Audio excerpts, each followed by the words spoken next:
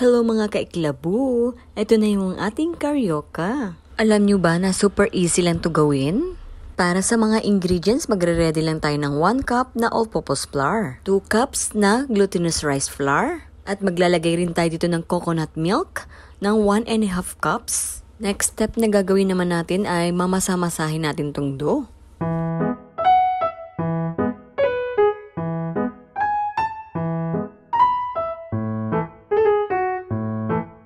Kapag na-notice ninyo na medyo basa pa yung dough, maglagay lang tayo ng konting glutinous rice flour.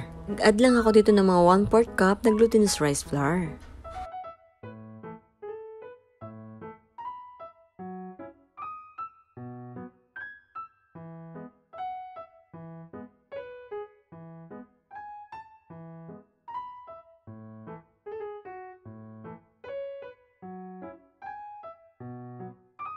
Dito sa procedure naman na to, gumamit ako ng ice cream scoop kasi nga mas gusto ko na pantay-pantay yung dami ng ating dough.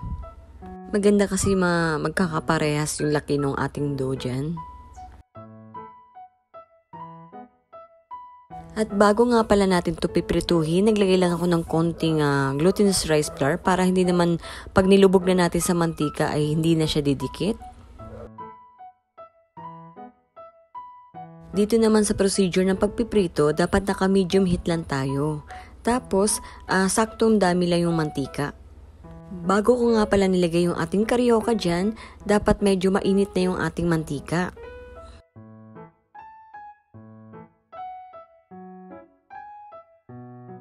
At pagkatapos ka natin mailagay yung ating karyoka, naglagay rin ako dito ng granulated sugar. Dito naman sa paglagay natin ng granulated sugar, depende na nga sa inyo yan. Ang nilagay kong granulated sugar dito is 4 tablespoon lang. At wag na wag niyo rin kalimutan na halu-haluin yung ating karyoka dyan. Para naman kapag natunaw na yung ating granulated sugar, mapunta na yung sa karyoka yung ating mga sugar dyan.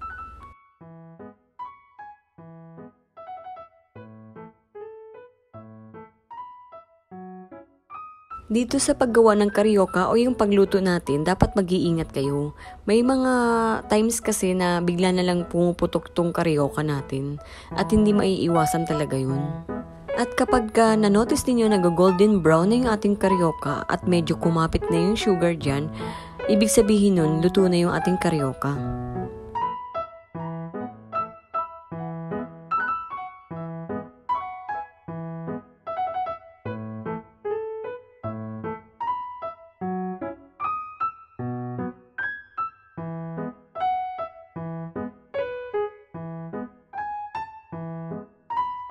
Ganito na yung magiging itsura ng ating karyoka kapag luto na. Kapag luto na yung ating karyoka, gumagamit talaga tayo ng stick para dito sa ating karyoka.